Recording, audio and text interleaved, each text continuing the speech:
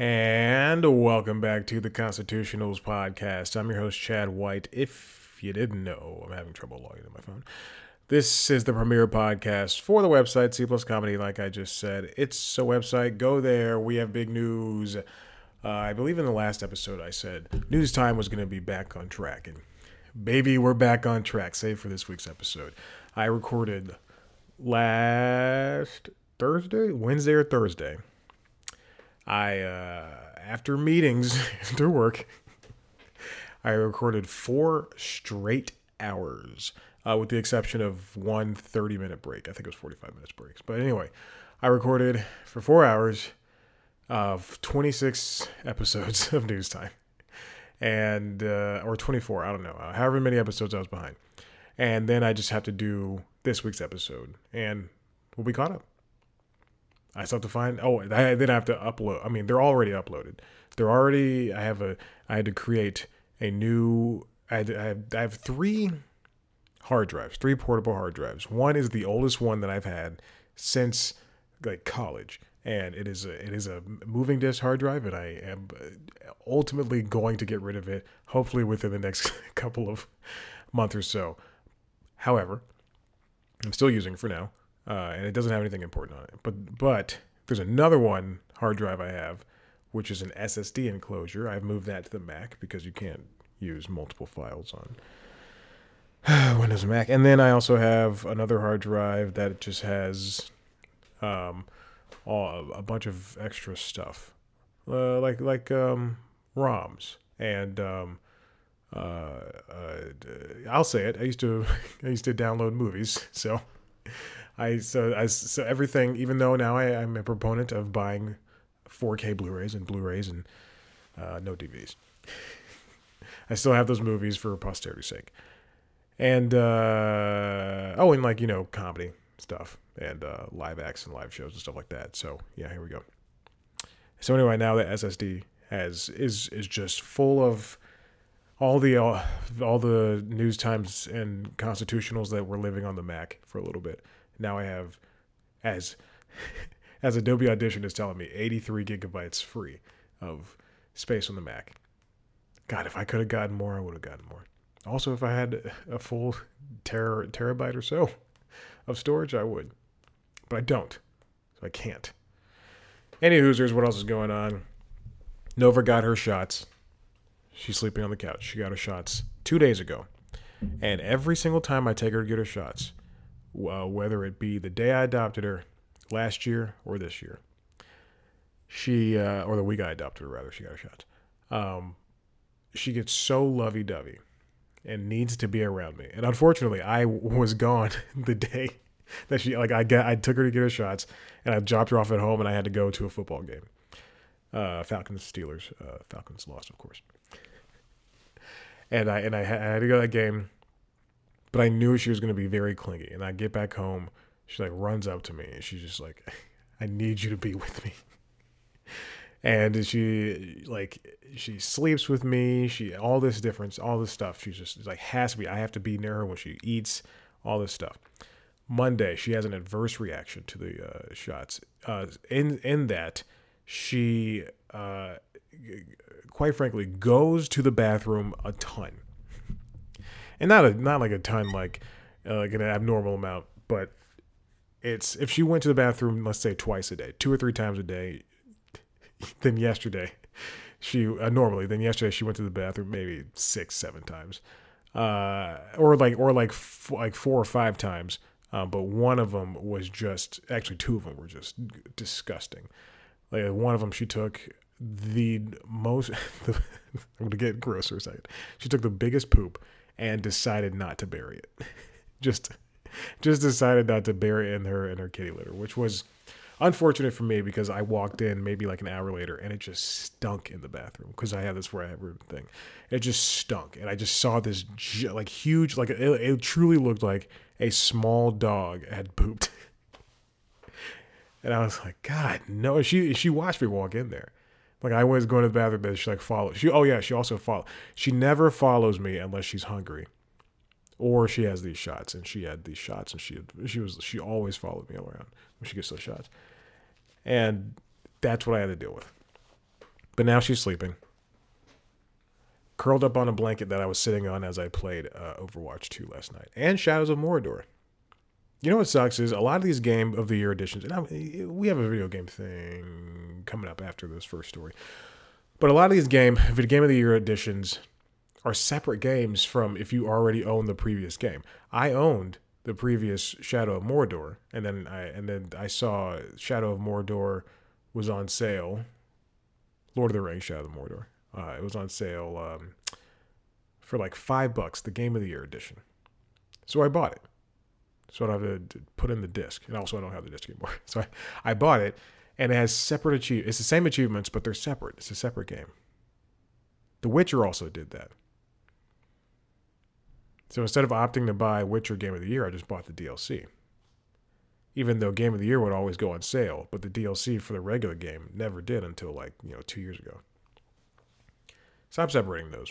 I hate it. Let's get on to this first story. This comes from Ashley Wong at the Wall Street Journal. K-pop sells out arenas. Can K-pop sell Broadway tickets? There's a brand new show, Broadway show, called K-pop. It's a musical, and it's hoping to bank on the current hits that Korean pop, K-pop, has brought into around the world, actually, not just into the U.S. Trying to bank on that. We got, it follows 3 fictional Korean pop acts, MWE, pronounced Moe, the boy band F8, and the girl group Artemis. And as they prepare for this first major concert in New York City, it hits on everything that you've probably heard about K-pop, which is the grueling, as Ms. Wong puts it, brutality of the K-pop industry, as well as the authenticity, yeah, and if the stars who are regular people behind the scenes, it kind of feels like a documentary. I think it's a wonderful idea, if people, if anything, it'll be a jukebox musical. I don't know if that's the right term, but people could be singing the hits of this show. K-pop is huge. J-pop, the pop from the East. I listen to 88 Rising Radio every single day. I don't know if you're hearing this screeching noise outside. I think it's a truck, but it definitely came in through the headphones. But K-pop, the Eastern pop is just so eclectic and so rhythmic, and it really fits in with who we are over here in the West. And I think that this is a perfect way to, my brain keeps going towards nostalgia, but this music's because nostalgia is not the right term, but this music's currently in a zeitgeist, and this is a good way to bank onto that. And I think that really helps them in the long run. And I want to see this show, K-pop, grow big. And it's wonderful representation. Let's not forget about that.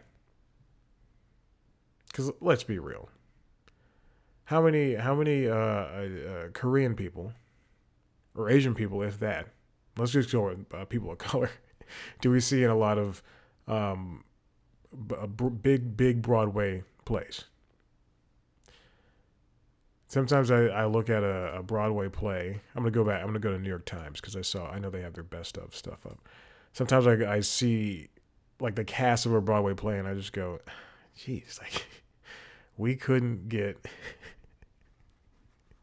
And I know a lot of people don't think about this, but I do. I go, geez, we couldn't get, a person of color in this. And that's why there are plays like A Strange Loop and Hamilton and now K-pop to do this. I mean, because even if you look at, what's the one that Lea Michele, Funny Girl. Is there, Jesus, I don't want to see the play cast 22. And I understand that's a more of a Jewish one, but are there any people of color? Because there also needs to be representation and queer folks. You know what? I would love to see. There is one black guy. I would love to see one. There's one black guy. I'm looking across this entire play. Oh my gosh! Wow. But I would love to see just more attempts at diversity with any of these, with any play. I mean, again, I've said this before and I'll say it again. Even Into the Woods, I would love to see. Let's just mix and match. Let's mix and match colors and differently abled people and queer folks. But unless, again, I say this all the time, unless there is a line that says, "Get your silky smooth white ass over here."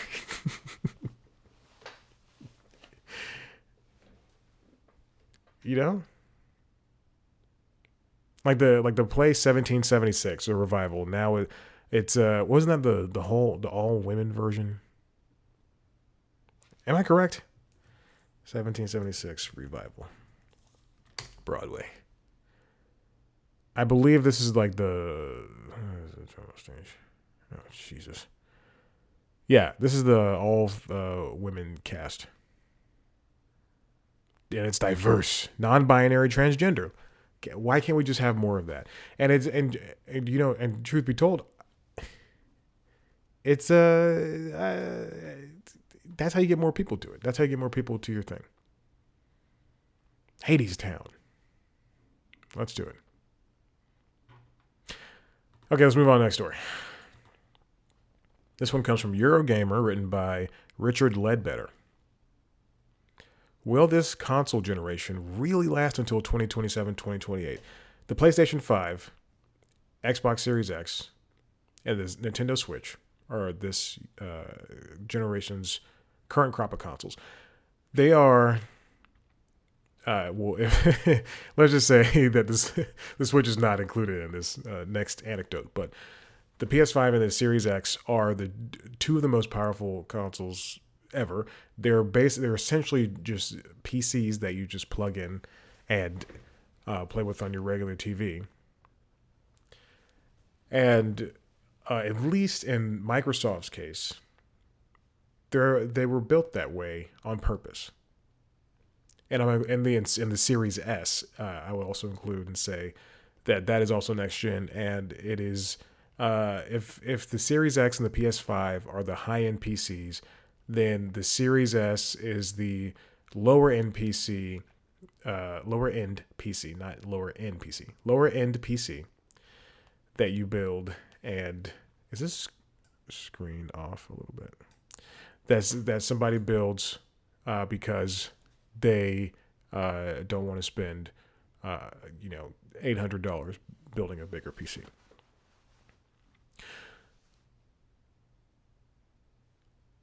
Now, obviously, there'll probably be some new consoles coming down, or new iterations of these consoles coming down the line, smaller, slightly faster, or in terms of PS4 Pro, bigger, slightly faster. But can we expect these? More importantly, can we expect these consoles to last longer? And I think the answer is yes. Money has been a big issue for the past, besides looking at the raw power of these machines. The money has been something of an issue. I think the PS5 had to go up in price. Uh, Microsoft has been pushing that off in some territories. PS5 went up in price. Microsoft has been pushing that off for some time now, and they just recently announced that um, their first party games will go up to $70.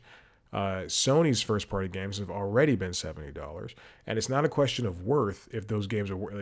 Let's not compare God of War Ragnarok to um, what's their lower end tier PS5 mainline title, like Dreams. No, that's PS4. But let's not compare, one of the games that's been most anticipated to like a mid tier game, a double A game, not triple A like God of War, but double A game that also is charging $70. That is also first party. But let's look at you know how these games are created. Yeah, you go back in time, video games used to cost 70, 80, $90 for a cartridge because those are more expensive to produce, and CDs are not. And now we look at how video games developers have to put so much time, and there's crunch and this and that and the other, and there's so many more factors. Uh, but there's always sales. But which that's how I bought 3 PS5 games I was eagerly anticipating to go on sale because I'm not spending $70 on no game. However, in the end, these consoles have to do what besides being media boxes to watch TV or movies or whatever and enjoy music and be a gateway to the outside world. There's always the fact that they have to play these games, and developers will have to use what's within their purview in order to build games. And we're still getting cross generation games. And until we start, I know we're 2 years in, almost three, until we start getting games that are just built for these platforms. And I'm including, and if you have been paying attention to game news as of late, there's been one developer, and I can't remember who said it, but one developer said that the Series S was holding back the PS5 and the Series X, which is a stupid thing to say. That's like saying putting out a game on PC. These things are scalable, is what I'm trying to get at. These video games should be scalable, because if these things are just PCs and home boxes, then shouldn't it work like that? Oh, as they write here over at Eurogamer, one argument is for further extended console generation, the notion that we've yet to really see the current generation really take off to an appreciable degree. Correct. Even if it's hard still to get a Series X, which I don't think it is, and a PS5, which I think is on and off, there's still a huge, like the PS4 user base is big. I don't know if you can say the same thing about Xbox One, because that system has proven that you really don't need. I mean, really, like you could buy an Xbox One and still play series games that are made for the Series X, because I think that's how that's how it really feels more like a PC. But for the PS5, there's some relegation to the or PS4, there's some relegation to the latest gen system.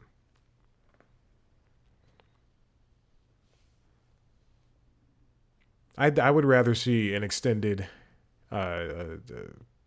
generation. I think that would work, because at some point we're probably, if the infrastructure is there, we'll go to a diskless society, which I'm not for, but because you're really just, if you're current consoles, you're really just paying for the licenses to games, because they can just remove these things. Look, same thing for movies. That's why I still buy physical movies. Not all the time. That's ridiculous. Let's go on to this next thing. Avatar and the Mystery of the Vanishing Blockbuster, written by Jamie Lauren Kiles over there at the New York Times Magazine. Now, this is a very long piece, and I think it's a very good one. The question posed here, or the thesis, if you're in college, the thesis posed here is that we're running out of good movies. That's not, I mean, really, nobody was saying it, but Avatar is coming out at a time where movie theaters are still hurting, even during this pandemic, and even though we've had an increase in attendance, we're still having a lot of misfires, including Disney's latest Strange Worlds, which is, I don't think it's a Pixar movie, I just think it's Disney's latest, which lost, $100 million at the box office. Oh, Strange World, excuse me. I've been saying Strange Worlds for like 4 weeks or 3 weeks now.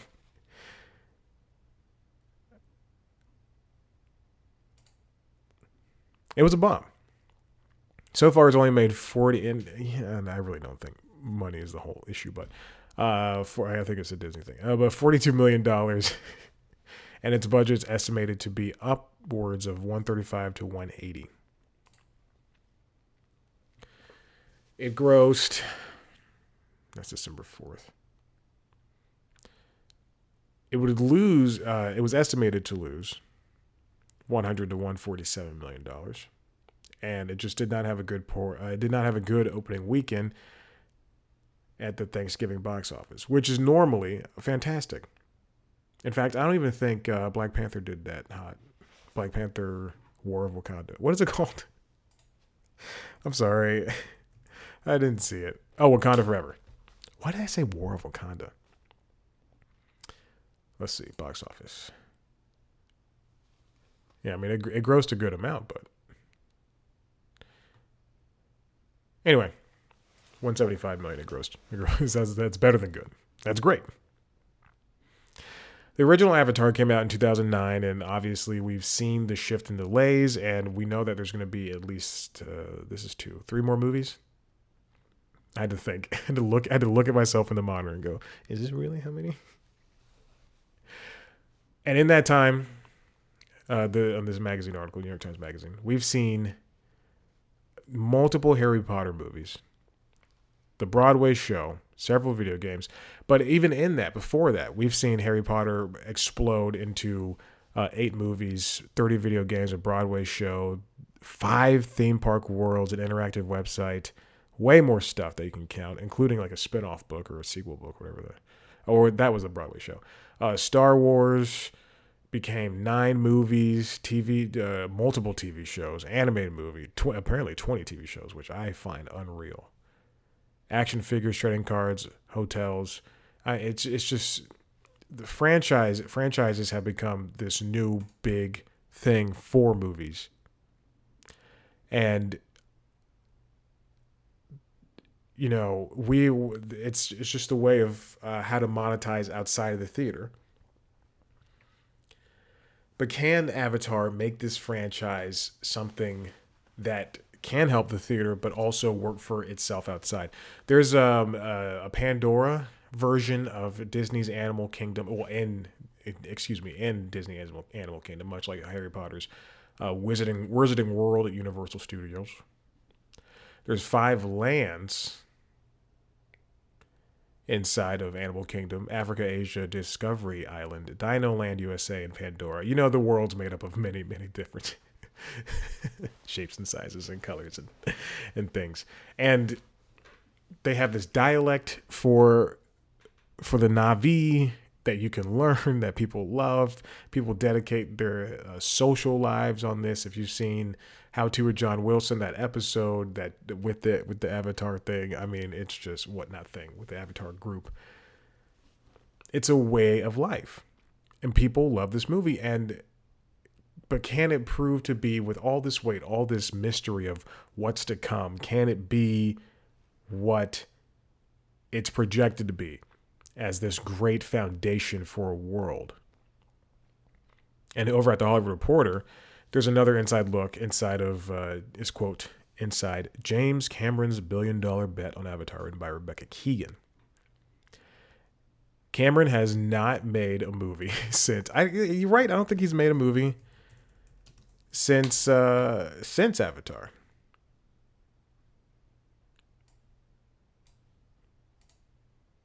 Why did I think he was married to what's her name? Chastain. I don't know why I thought that. But he hasn't made a movie since the original Avatar. He's been trying to make Avatar 1 since the 90s, I believe. The technology wasn't there. But he's dedicated his career to this, which is crazy to me. His first film in 13 years. There's a big financial backing to this. And there's a message. He's trying to do environmentalism. He's trying to paint the story. He's trying to show that there is more to a franchise than pumping out a project every couple of years. But will it work? Will his commitment to this Avatar world work? You know what I can't believe is that half of the third movie's been shot, or part of the third movie's been shot, not half. It's kind of, it reminds me of how the Peter Jackson and his team worked on Lord of the Rings. And I don't know if the Hobbit series was written like that or made like that, but man, I like to have the foresight back in 1999 or whenever those movies were shot, and then to release them back to back to back.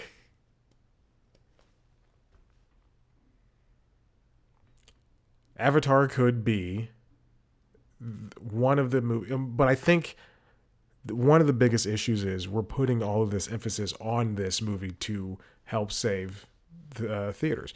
When it comes down, it has to come down to the studios to put out movies in theaters and to have the right advertising to get people out of their homes in order to watch it. It's not being distracted from whatever's on Netflix. It's being able to, or it's having the confidence to put these movies out. And obviously we wouldn't. Top Gun, Maverick, and Avatar 2, and Jesus, Black Panther, Wakanda Forever are movies that you should go see in theaters. But they should also, those are black blockbusters. Black Panther's Blackbuster. Blackbusters. Oh, Blackbusters sounds like the In Living Color parody of of, of Ghostbusters. Can't you just imagine Damon Wayans as the Bill Murray character? Let's see, Jamie Foxx as the Harold Ramis character. Who else? I got this. Was David Alan Grier on In Living Color? In Living Color. Yes, David Alan Grier as the Dan Aykroyd character. And who would play Ernie Hudson, you ask? None other than Jim Carrey. Blackbusters.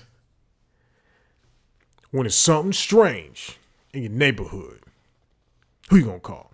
Well, actually, no. Since the Ghostbusters theme song was written by Ray Parker Jr., I think Blackbusters theme song needs to be written by Bon Jovi. Just to hear the twang of a guitar. When it's something strange in your neighborhood. Blackbusters. You're welcome in living color. 30 years too late. Well, I don't even know what I was talking about. Jesus. If these movies are tent poles, if they're blockbusters, we'll go back on a tangent. And then a tent pole should hold up. That's just a foundation. Tent poles should hold up everything else. They should hold up movies like The Menu. They should hold up movies like, hold on, I don't know any movies that are out right now. I haven't gone to the theater in a minute. I won't say. They should hold up movies like Violent Night, Devotion, Bones and All. To some extent, The Fabelmans, Spirited, even though it's a streaming movie. Ticket to Paradise. Just have the confidence. You only lose as much. I think Netflix put out. They released or it released. I don't know who gives a crap. Released Glass Onion, the Knives Out sequel, in theaters, and it was only for maybe like a week or two, and it was only in for Oscar contention, and it was only, or award contention rather, and it was only in theaters for just a little bit, and it was only in like 10 or 20 or so, however many theaters it was in. It wasn't in a lot, which is just enough, and I think if they really put some backing behind it, because the original Knives Out was in theaters, Knives In, then they could have the people who are willing to experience that in theater, like put out a month beforehand. They're willing to experience that in theaters, go in, see it, enjoy it, and then a month later, if people want to, like Avatar was Disney re-released Avatar 1 into theaters. They took it off Disney Plus. Just do that. Make and has set up screening dates. Let people see Knives Out 1 and Knives Out 2 back to back. It's fun. It's fun. But make it a whole event. You want to catch Knives Out 2 early. You put that in the trailer. See it early. See it first in theaters. And then when it comes to streaming, you already had it out for a limited time. When it comes to streaming, then people can enjoy it at home if they want to. I don't know how much money it takes to mount an entire movie, and it doesn't have to be in every theater. It can be in the art house theaters. It can be in only in AMC's. Well, I mean, don't do that, but but still, Fleabag. If I saw Fleabag live in my art house theater, and it was fantastic. It was 3 days, and I wish that they'd put it out for a week so that more people get a chance to see it. Anyway, I don't want to harp on this. Let's move on. And finally, this comes from Variety, written by Brianna Bell. Nielsen streaming top 10 manifest reigns at number 1, following season 4 premiere on Netflix. Wait, what? Oh, okay. This is the wrong thing. There was a top 10 list that I believe the Nielsen ratings put out for the year. And I grabbed the wrong one. I grabbed the Nielsen streaming top 10 for this quarter. Okay, let's see if I can find that. Nielsen top 10 2022. Spelled Nielsen wrong, if you want to know. Oh boy. Maybe this is the wrong thing. Oh, this is definitely the wrong thing. I misread. You see, that's what happens sometimes. Sometimes you misread things, and it doesn't matter. And you know what? Just be happy you're wrong. I'll tell you a story. This morning I went to go vote in the runoff election here in Georgia, and quick thing. I requested my absentee ballot like maybe a week prior to this. They sent it out. No, excuse me. I requested before Thanksgiving. They sent it out after Thanksgiving. The USPS rather, gave it to me. They delivered it to my mailbox maybe like last Tuesday or Wednesday, because I get the emails to my emails. I get the emails of what's scanned and whatever sent to me from the USPS. Sometimes it's right, sometimes it's wrong. Sometimes it has stuff you don't have, and sometimes it doesn't have stuff you have. But I know it had not gotten into my mailbox. I don't know when I go this is last Tuesday, which is November like 28th. I go to my mailbox and last Wednesday. It was last Wednesday I go to my mailbox like November 29th, and I'm like I get it and I go, okay, it's here. It arrived today. I fill it out, and there are maybe like a handful of drop boxes in my surrounding area. I don't have time to go and take it. So I go, I'll just try to drop it off on Friday or Saturday. So I have like 2 days where I have to have no take. I forget about it Friday, my fault. Saturday, last day for early voting, and I'm just like, crap. There's no possible way I could drop this off anywhere right now. So great, I'll just go and vote Tuesday. But in that time, I'm looking online saying, can I still drop it off? Can I still drop it off? No. I had to go to my polling place, which is a assisted living facility. I had to go to that, and vote. Fine, great. I leave the gym this morning, 6:45. I got there at 5. No big deal. I always leave that late. Anyway, I go to my gym this morning. I leave at 6:45, and I come home, or I come back to the place where I'm supposed to vote, and I wait and I I get there and I get inside, and they're like, "Oh, you need your absentee ballot. It was issued. You have to go get it." I was like, "Crap." Now, part of me said, "Go get your absentee ballot." Before I arrived. Also, before I arrived, it was raining outside, and I'm speed walking to get in line because the line is huge. And as I turn into the parking lot, and I'm passing by this line, I'm not kidding, like 50 people, all standing in line, 650, or six. It doesn't matter, 655. I slip because I'm wearing running shoes, and I slip, no grip, and I almost bust my behind. And this British lady's like, "Oh, you all right?" I'm like, I'm fine.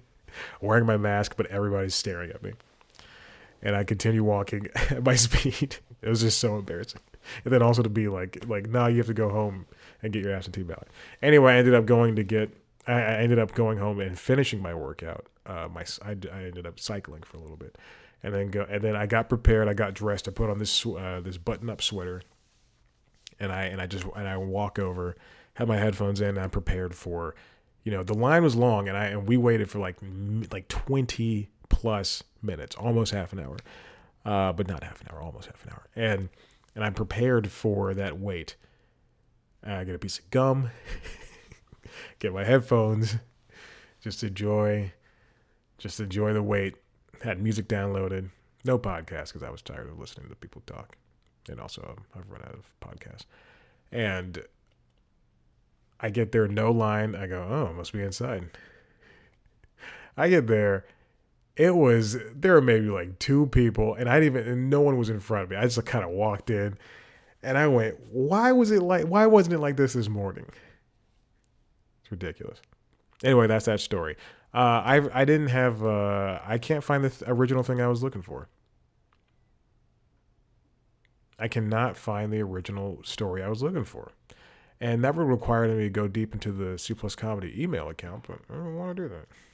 So, you're out scot-free. Listen, if you like what you heard here, and you want to see a video version, don't know why you would, head on over to the website, cpluscomedy.com, where you could, or youtube.com/cpluscomedy, where you can see a video version of this, as well as News Time, which is now back on track, with save for this week's episode. So, do what you will with that. It will be back. I will find something to talk about. Also, rest in peace, Kirstie Alley. I saw that right before I went to bed. Very sad. She's very funny on Cheers. And Look Who's Talking in movies. She is a Trumper, which is unfortunate. Who I also think is a Trumper is the guy who played Cliff Clavin. John Ratzenberger. I believe he's a Trumper as well. And I think Kelsey Grammer is conservative. That was unfortunate. A lot of people I like on that show were horrible. cpluscomedy.com to see me talk to famous people. Oh, there is an interview I'm having tomorrow, which was supposed to happen a couple of weeks ago. Oh, not tomorrow, because we moved it again before I sat down for this show. So hopefully, not this episode, but the next episode, that interview will be up. And the thing is, it's a junket interview. And I just I couldn't run the first part of it because the first part's only 5 minutes long, and this next one's going to be 5 minutes long. So I'm excited to finally do it, but I'm a little peeved that I had to wait this long. I have this joke I want to do. I try to make these junket interviews really interesting for the people because they're doing this. They're talking to, 30 people over the course of an hour and a half.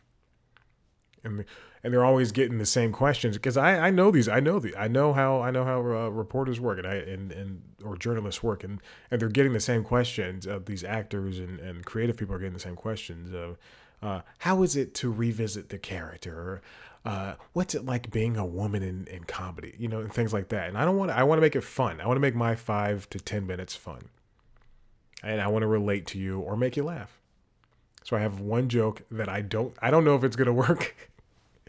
But the moment I got the email for the original interviews, I was like, "Oh, this is the idea I have." Like it was truly like within like 5 minutes, I was like, "Oh, I'm gonna do this joke." So be on the lookout if I go through with it. If I don't, cpluscomedy.com. Follow us on social media: TikTok, Twitter, Instagram, Facebook at cpluscomedy. Me at Chad Black White. Rate, review, subscribe to this show wherever you get your podcast. Tell your friends about it. Thank you so much for listening. We'll see you a second.